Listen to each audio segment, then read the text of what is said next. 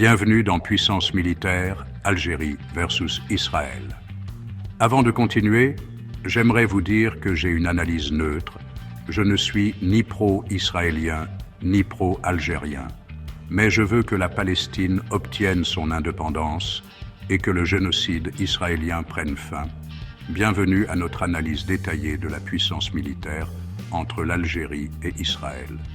Deux nations aux histoires complexes, aux réalités géopolitiques distinctes et, il faut le dire, à la puissance militaire non négligeable. Likez et abonnez-vous avant de continuer. On va se plonger dans des statistiques, des analyses, et oui, on va parler chars d'assaut, parce que qui n'aime pas un bon char d'assaut? Mais attention, on ne parle pas juste de compter qui a le plus de missiles. C'est beaucoup plus profond que ça. On va explorer les alliances, les doctrines militaires et même les scénarios hypothétiques. Parce qu'on est comme ça, on aime bien se préparer au cas où. Alors attachez vos ceintures, ça va chauffer. Enfin, figurativement, on espère. Bienvenue à notre analyse détaillée de la puissance militaire entre l'Algérie et Israël. Nous allons explorer divers aspects de leur capacité militaire, alliances et scénarios géopolitiques. Bon, commençons par les choses sérieuses, les chars d'assaut. L'Algérie, avec son vaste territoire désertique, possède un nombre impressionnant de chars de combat, principalement des T-72 russes. Imaginez un peu, des centaines de chars roulant à travers le Sahara. C'est digne d'un film Mad Max, mais en vrai. Israël, par contre, mise sur la qualité plutôt que la quantité. Ils ont des Merkava, des chars conçus pour le combat urbain et le terrain accidenté. C'est un peu comme comparer un ours à un loup. Les deux sont dangereux, mais dans des environnements différents. L'Algérie domine en termes de nombre de véhicules blindés de transport de troupes, essentiels pour déplacer des soldats sur le champ de bataille. C'est logique. Quand on a un pays grand comme 3 fois la France, il faut bien pouvoir déplacer ses troupes. Israël, cependant, a une longueur d'avance dans les technologies de pointe. Leurs véhicules sont souvent équipés de systèmes de protection active, capables d'intercepter les missiles anti-chars. Un peu comme un bouclier invisible. La classe, non? Alors qui gagne dans cette catégorie? C'est difficile à dire. C'est comme comparer des pommes et des oranges. Tout dépend du terrain et des tactiques utilisées. Parlons maintenant des amis. Parce que dans le monde des relations internationales, avoir des amis puissants est toujours un plus.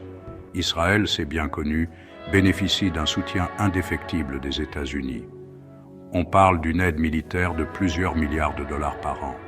C'est comme avoir un ami riche qui vous offre un abonnement à vie à la salle de sport, sauf qu'au lieu de poids et de tapis de course, c'est des avions de chasse et des missiles. L'Algérie, de son côté, a des liens historiques avec la Russie, un autre poids lourd de l'armement. Ils ont récemment acquis des systèmes de défense aérienne S-400, capables de verrouiller des cibles à des centaines de kilomètres. Imaginez un peu, vous êtes un avion espion, tranquillement en train de prendre des photos, et bam, un missile vous tombe dessus. Pas cool. Mais l'Algérie, c'est aussi un acteur majeur en Afrique du Nord, avec une influence diplomatique importante. Ils ont des accords de coopération militaire avec de nombreux pays africains. C'est un peu comme être le délégué de classe populaire qui peut compter sur le soutien de ses camarades. En fin de compte, les alliances sont un facteur crucial dans l'équilibre des pouvoirs. C'est un peu comme un jeu d'échecs géopolitique où chaque joueur essaie de s'assurer le soutien des pions les plus puissants. Chapitre 3. Au-delà du matériel, doctrine militaire et alliances politiques. Avoir beaucoup d'armes, c'est bien, mais savoir comment les utiliser, c'est mieux. C'est là que la doctrine militaire entre en jeu. C'est un peu comme le mode d'emploi d'une armée. Israël, avec son histoire mouvementée, a développé une doctrine basée sur la défense active, la rapidité d'action et la supériorité technologique. Ils n'hésitent pas à frapper fort et vite, souvent en territoire ennemi. C'est un peu la technique du meilleur moyen de se défendre, c'est d'attaquer. L'Algérie, quant à elle, se concentre sur la défense du territoire, avec une armée nombreuse et bien équipée pour les combats conventionnels. Ils ont aussi une longue expérience dans la lutte contre le terrorisme, une expertise précieuse dans le contexte géopolitique actuel. C'est un peu comme dire « Venez me chercher si vous l'osez, on est bien préparé ». Au-delà de l'aspect purement militaire, les alliances politiques jouent également un rôle crucial. Israël est membre de l'OTAN, ce qui lui garantit un soutien militaire en cas d'attaque. C'est comme avoir une assurance tous risques pour votre pays. L'Algérie, de son côté, est membre de la Ligue arabe et de l'Union africaine, des organisations régionales qui défendent les intérêts des pays arabes et africains.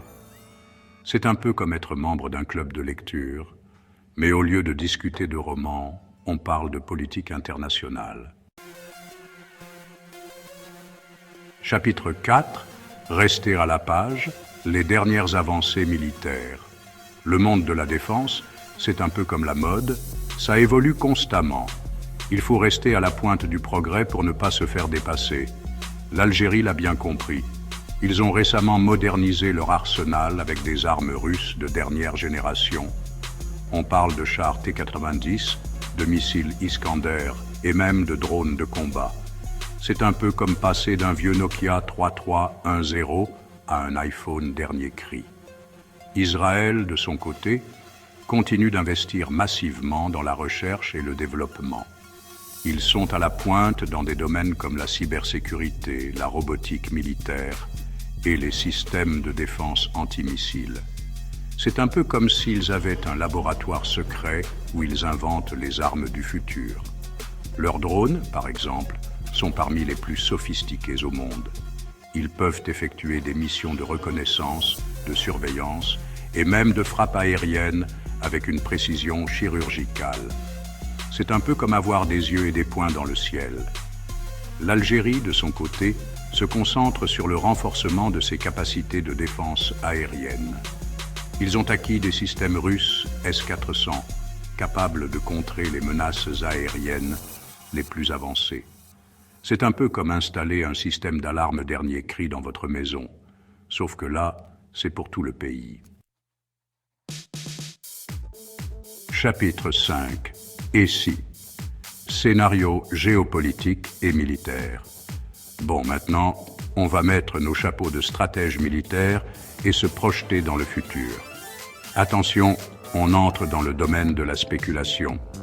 Un conflit direct entre l'Algérie et Israël est peu probable. Les deux pays n'ont pas de frontières communes et leurs intérêts géopolitiques ne s'affrontent pas directement. C'est un peu comme si vous habitiez à Paris et moi à Tokyo. On n'a pas vraiment de raison de se battre. Cependant, le Moyen-Orient est une région volatile où les tensions peuvent rapidement dégénérer. Imaginez un scénario où l'Iran, allié de l'Algérie, entre en guerre contre Israël. L'Algérie pourrait être tentée d'intervenir par solidarité avec son allié. C'est un peu comme si votre meilleur ami se battait et que vous deviez choisir votre camp. Dans un tel cas de figure, la supériorité technologique d'Israël serait un atout majeur.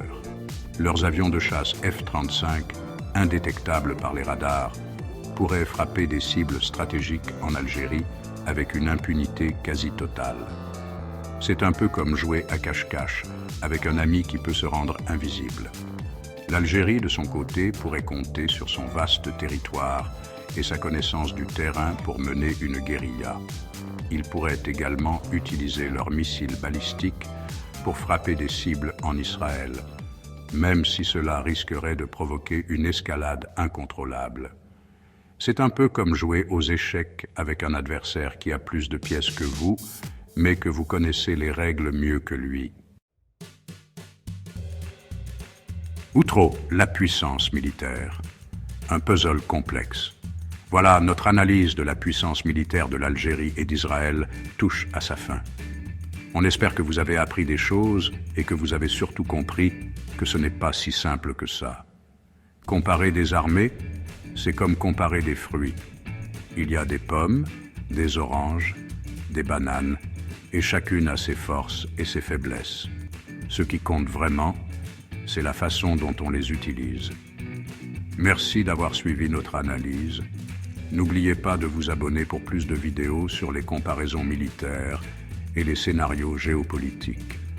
On vous promet, on essaiera de ne pas trop vous faire peur.